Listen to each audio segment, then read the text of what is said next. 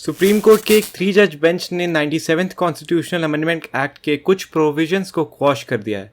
Parliament ने इस act को 2012 में पास किया था। आइए इस वीडियो से समझने की कोशिश करते हैं कि 97th कॉन्स्टिट्यूशनल अमेंडमेंट एक्ट में क्या लिखा था और ऐसी क्या वजह थी जिसके कारण उसे क्वॉश करना पड़ गया। सबसे पहले ये समझने की कोशिश करते हैं कि हमारे पार्लियामेंट को अमेंडिंग पावर कहाँ से मिलती है, यानी कि कॉन्स्टिट्यूशन में कुछ भी अमेंडमेंट करने की पावर कहाँ से मिलती है। तो देखिए, जब हमारे कॉन्स्टिट्यूशनल मेकर्स हमारा कॉन्स्टिट्यूशन फ्रेम कर रहे थे तो उन्होंने ये इंश्योर किया कि हमारा कॉन्स्टिट्यूशन एक लिविंग डॉक्यूमेंट हो, विच मीन्स कि समय के साथ इस कॉन्स्टिट्यूशन में बदलाव किए जा सकें। पार्लियामेंट को कॉन्स्टिट्यूशन अमेंड करने का पावर आर्टिकल 368 से मिलता है। यह आर्टिकल पार्लियामेंट को ये पावर देती है कि वह कुछ रूल्स को ध्यान में रखते हुए हमारे कॉन्स्टिट्यूशन में कोई नए प्रोविजंस ऐड कर सकती है, पुराने प्रोविजंस को बदल सकती है या फिर पुराने प्रोविजंस हटा भी सकती है। यहाँ पे 3 की वर्ड्स इंपॉर्टेंट रोल प्ले करते हैं कि कॉन्स्टिट्यूशन को अमेंड करने के लिए parliament by way of addition, repeal या वेरिएशन के द्वारा कॉन्स्टिट्यूशन में कुछ अमेंडमेंट कर सकती है। किसी भी लॉ या अमेंडमेंट एक्ट को पास होने से पहले उसके बिल को दोनों हाउसेस से होकर गुजरना पड़ता है। एक कॉन्स्टिट्यूशनल अमेंडमेंट बिल को पास करने के लिए पार्लियामेंट की मेजॉरिटी को और प्रेजेंट एंड वोटिंग मेंबर्स में 2/3 मेंबर्स को वोट करना पड़ता है।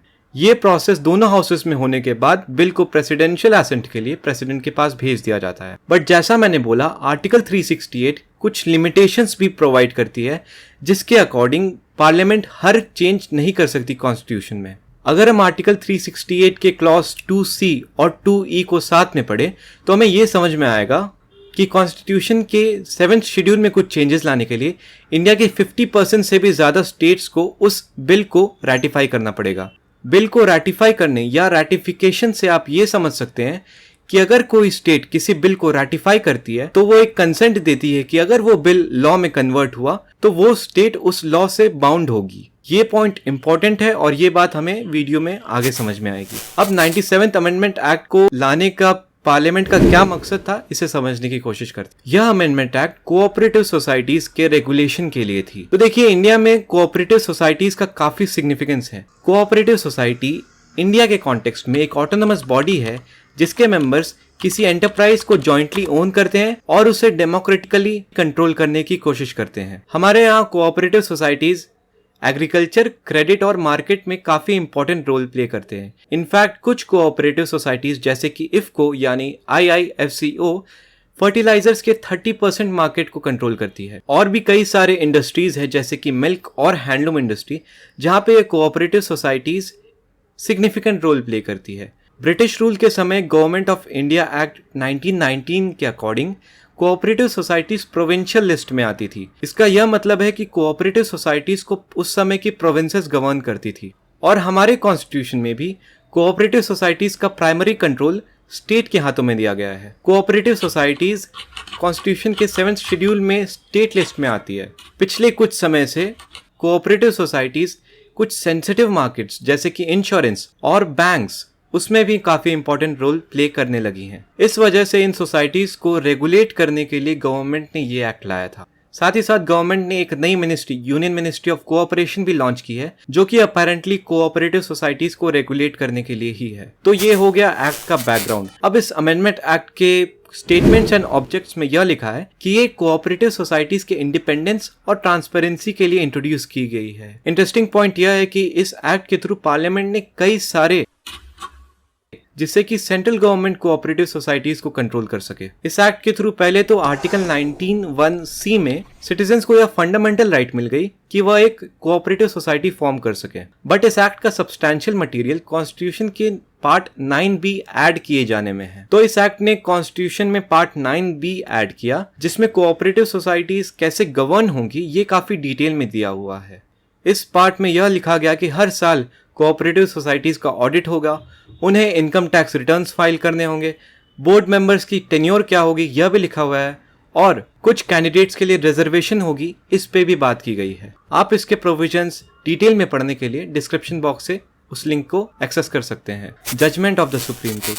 तो सुप्रीम कोर्ट ने इस एक्ट का सो मोटो कॉग्निसेंस नहीं लिया।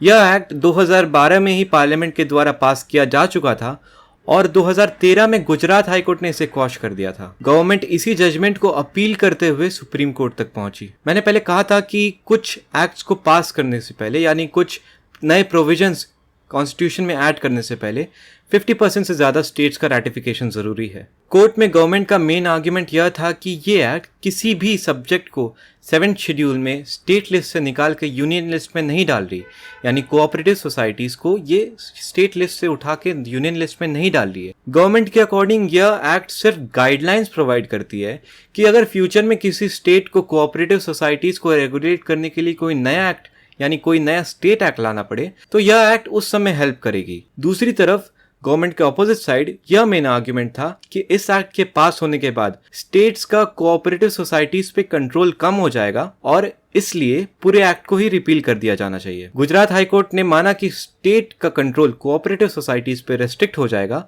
और इसलिए इसके सब्सटैंशियल प्रोविजंस को क्वॉश कर दिया।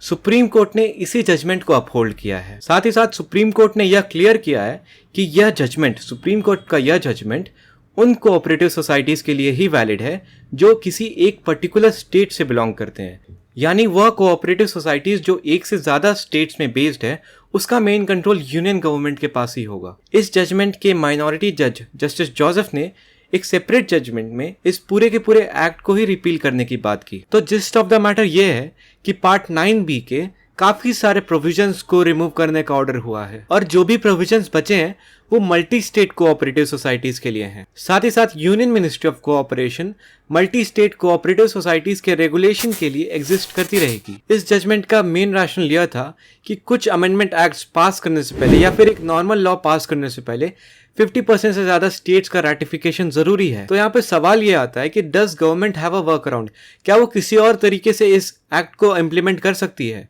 तो इसका आंसर यस है, क्योंकि अगली बार यूनियन गवर्नमेंट 50% से ज्यादा स्टेट गवर्नमेंट्स को इस तरह के सिमिलर अमेंडमेंट लॉ या फिर एक नॉर्मल लॉ को रैटिफाई करने के लिए कन्विंस या फिर परस्यू कर सकती है। तो देखने वाली बात यह है कि क्या सेंट्रल गवर्नमेंट वापस से एक सिमिलर अमेंडमेंट लॉ या फिर एक नॉर्मल लॉ पास करने की कोशिश करती है और क्या ये बात वापस से कोर्ट में जाती है या फिर स्टेट कोऑपरेटिव सोसाइटीज को रेगुलेट करने का ख्याल यूनियन गवर्नमेंट अपने दिमाग से निकाल चुकी है।